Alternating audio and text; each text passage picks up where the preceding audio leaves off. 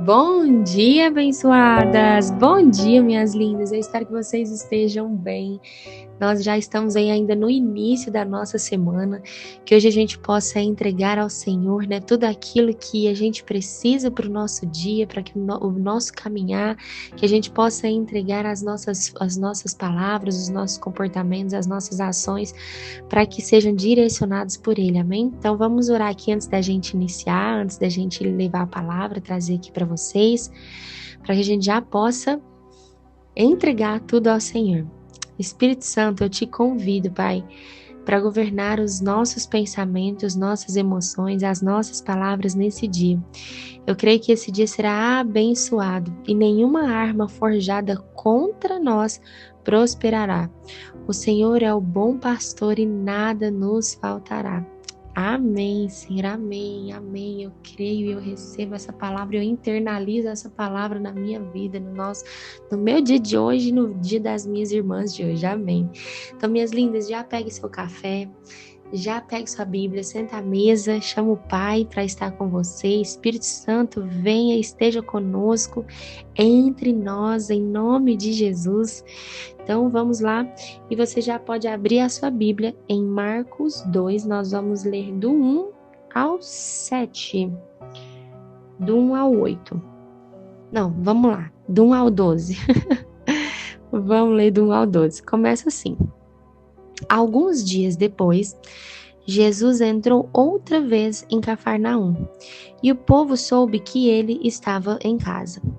Logo se juntaram muitas pessoas que nem ainda nos lugares junto à porta cabiam, e eles lhe anunciavam a palavra. Então, nesse momento, Jesus tinha acabado de voltar a Cafarnaum e ele estava sentado ali anunciando a palavra para aquelas pessoas. Vieram a ele conduzindo um paralítico, trazido por 4 homens. E eles, por 4 homens, e não podendo aproximar-se dele, de Jesus, por causa da multidão, descobriram um telhado aonde estavam, fazendo um buraco, baixando o leito em que estava o doente. Jesus, vendo a fé deles, disse ao paralítico: Filho, perdoados estão os teus pecados. Estavam ali assentados alguns dos mestres da lei que raciocinavam em seu íntimo: Por que profere essa blasfêmia? Quem pode perdoar pecados senão Deus? Jesus, conhecendo logo em seu espírito que assim pensavam entre si, lhes disseram: Por que pensam sobre essas coisas em seus corações? Qual é mais fácil, dizer ao paralítico: Estão perdoados os teus pecados, ou dizer: Levanta-te e toma o teu leito e anda? Ora, para que saibam que o Filho do Homem tem na terra poder para perdoar pecados, a ti te digo: levanta-te, toma o teu leito e vai para a tua casa.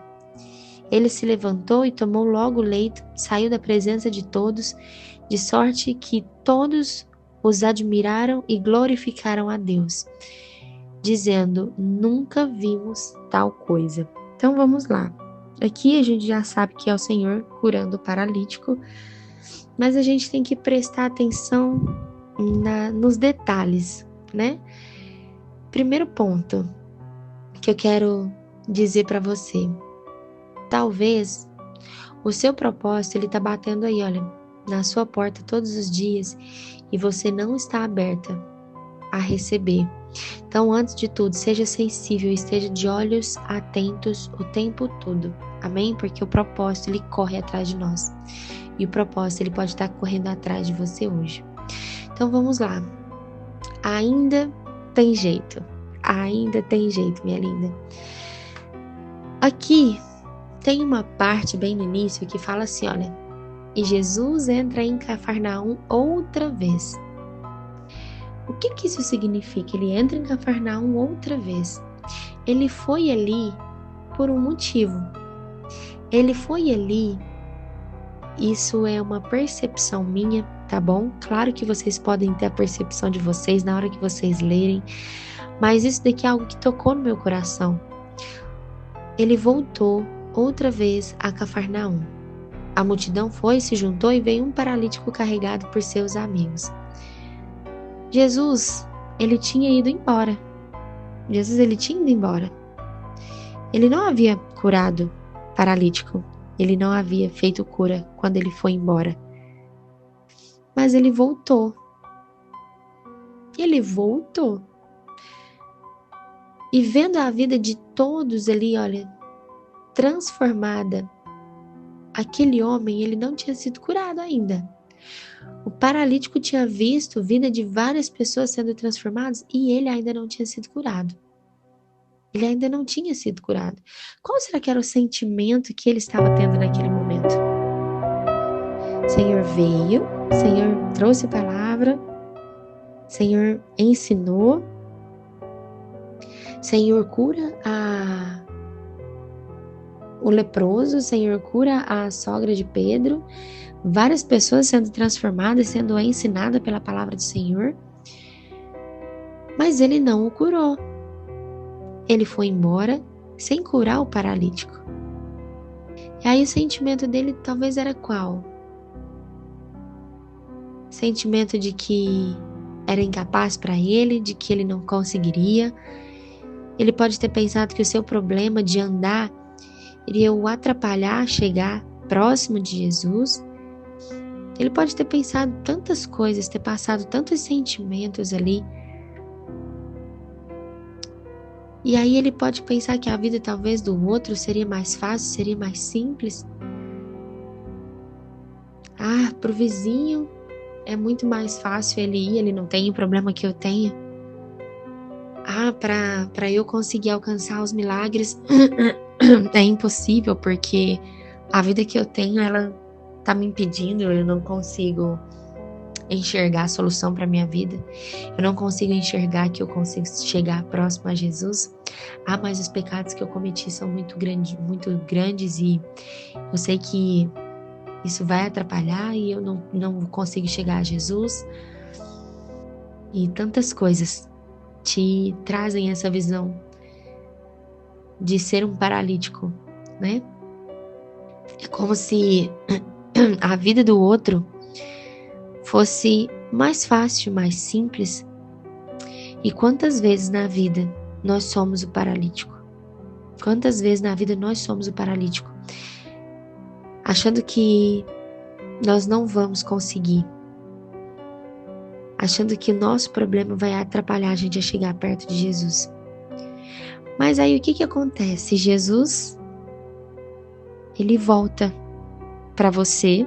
Jesus, ele volta para mim. Jesus, ele volta para o paralítico. E aqui fala que ele volta para Cafarnaum de novo. Ele volta para Cafarnaum para quê? Eu creio que não foi apenas para ensinar que ele volta.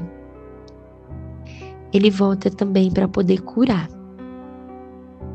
Principalmente para poder curar o paralítico. Então Jesus, ele volta sim para mim, para você, e ele volta de Cafarnaum, ele volta para Cafarnaum, atrás de você, fazendo com que o seu propósito seja cumprido. Deus vai levar pessoas, vai levantar alguém para que essa pessoa pegue na sua mão e te conduza até Jesus. Assim como os 4 amigos que estavam com o paralítico. Porque o paralítico sozinho, ele não conseguiria. Paralítico sozinho, ele não poderia acessar a cura. Paralítico sozinho, ele não consegue, ele vai achar que é impossível.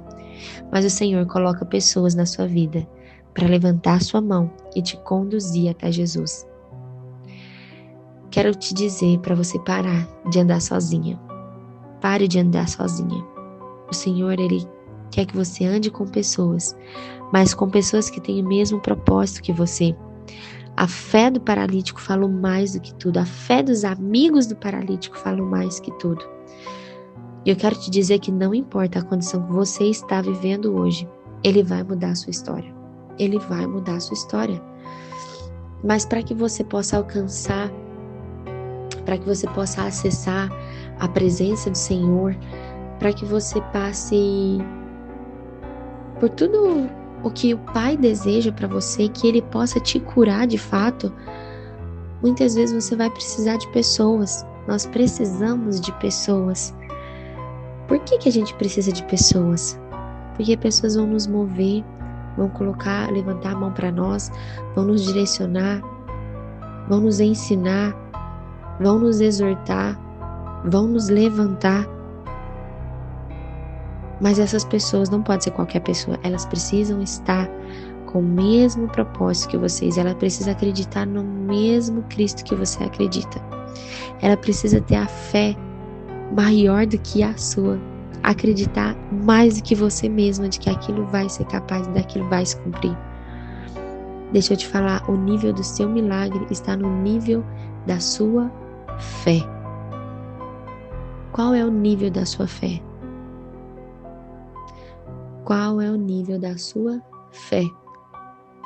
Para que você possa acessar os milagres de hoje. O Senhor, Ele está te convidando para que você se achegue nele. Ele está te falando, olha, não importa a condição que você está vivendo hoje, mas eu quero mudar a sua história. Que você possa ouvir a voz dele, alinhar a sua fé, alinhar seus pensamentos, alinhar as palavras que estão na sua boca. Alinhamento. Mas antes disso tudo, você precisa ter fé. Você precisa crer naquilo que talvez ainda não é visível para você, mas você precisa acreditar. E acreditar que, independente da condição que você está vivendo hoje, Ele vai mudar a sua história. Amém? Então vamos lá, Paizinho, nesse momento eu venho aqui diante do Senhor. Venho aqui, Pai, te agradecer. Te agradecer por essa palavra, te agradecer por mais um dia, te agradecer pelo fôlego de vida que existe em nós, Pai. Paizinho, que nós possamos entregar nossa mente, nosso corpo, a nossa alma, o nosso espírito diante do Senhor. Que os nossos passos sejam dirigidos pela Tua vontade.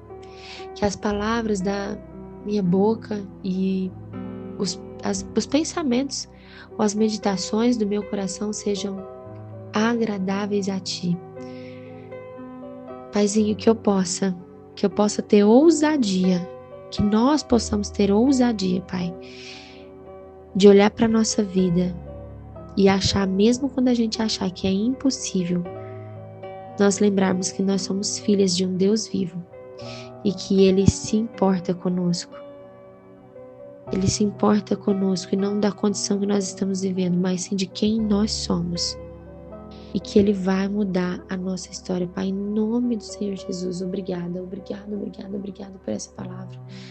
Que seja refrigério na nossa vida, Pai, em nome do Senhor Jesus. Amém, amém, amém. Até amanhã, minhas lindas.